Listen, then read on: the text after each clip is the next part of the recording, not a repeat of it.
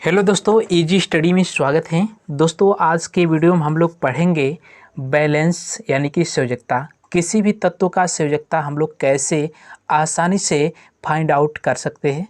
दोस्तों अगर आप इस वीडियो में लास्ट तक बने रह गए तो आप आसानी से भी किसी भी तत्व का संयोजकता आप फाइंड आउट कर सकते हैं यानी निकाल सकते हैं। तो दोस्तों आइए आज का वीडियो स्टार्ट करते हैं। सबसे पहले जानते हैं संयोजकता होता क्या है। तो दोस्तों किसी तत्व की बाह्यतम कक्षा में उपस्थित इलेक्ट्रॉनों की संख्या उस तत्व की संयोजकता कही जाती है। ये दोस्तों आपका डेफिनेशन होगा, आप जान सकते हैं संयोजकता के बारे में। अब दोस्तों संयोजकता निकालने के लिए सबसे पहले आपको पता होना चाहिए KLMN के अनुसार इलेक्ट्रॉनिक विन्यास कैसे निकाला जा सकता है।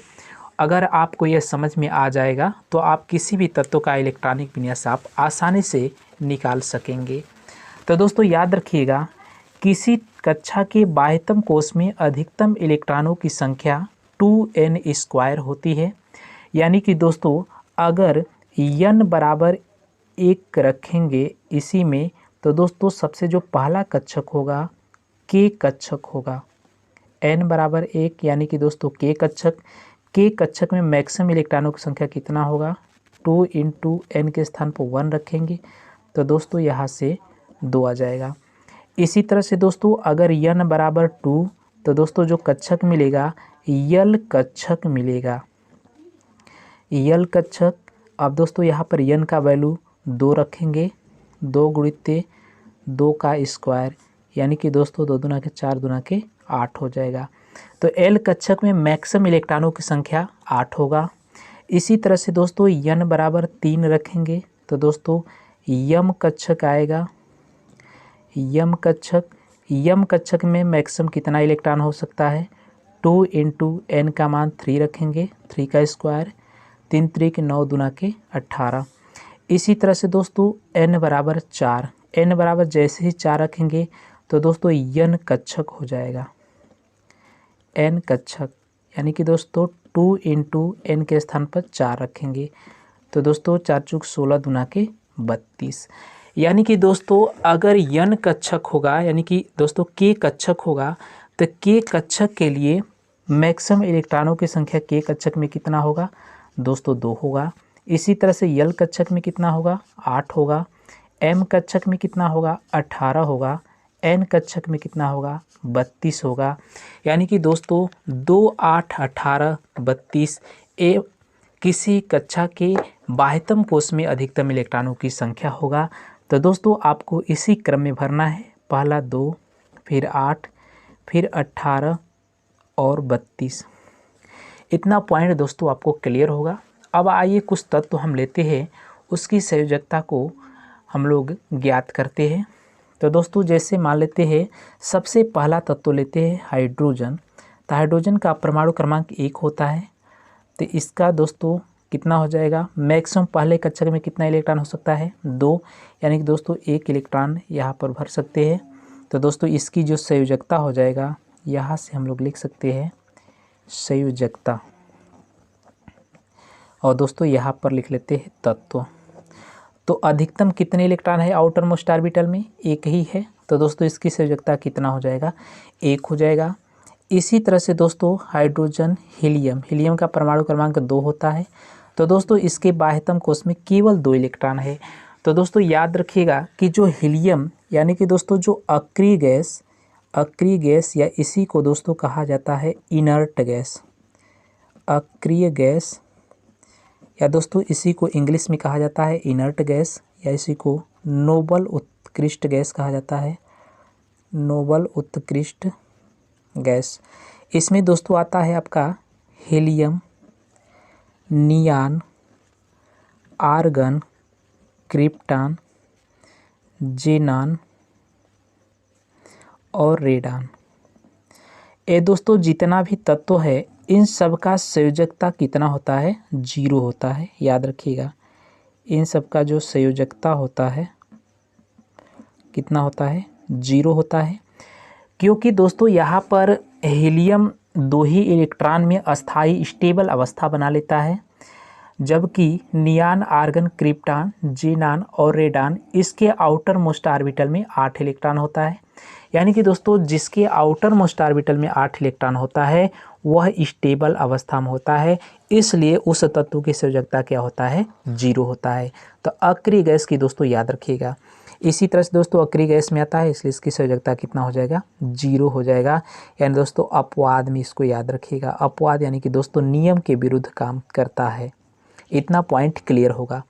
इसी तरह से दोस्तों अगला तत्व है hydrogen, helium, lithium, beryllium, boron, carbon, nitrogen, oxygen.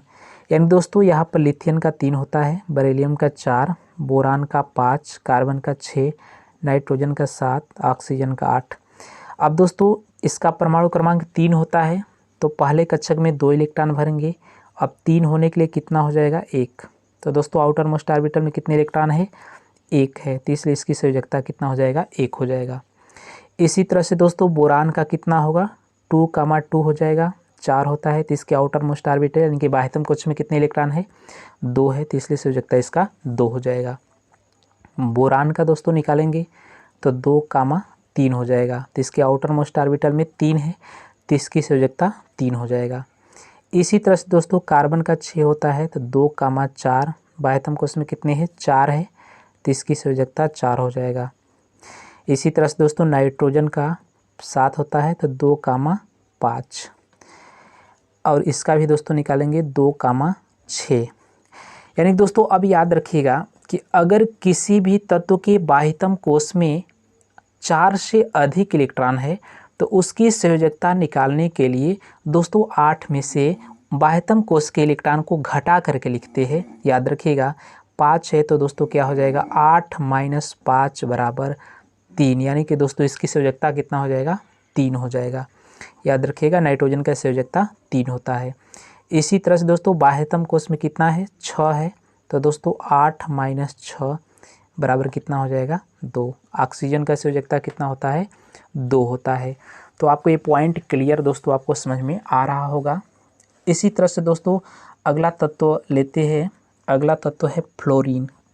Fluorine का दोस्तों 9 होता है परमाणु क्रमांक, फ्लोरीन। फिर इसके बाद आता है नियान, सोडियम, सोडियम के बाद आता है दोस्तों मैग्नीशियम, एल्युमिनियम, और दोस्तों इसके बाद आता है सिलिकॉन। तो दोस्तों यहाँ से करते हैं, 9 होता है फ्लोरीन का, नियान का 10 होता है, सोडियम का 11, मैग्नीशियम का 12 परमाणु क्रमांक, इसका 13, और दोस्तों सिलिकॉन का होता है 14 परमाणु क्रमांक।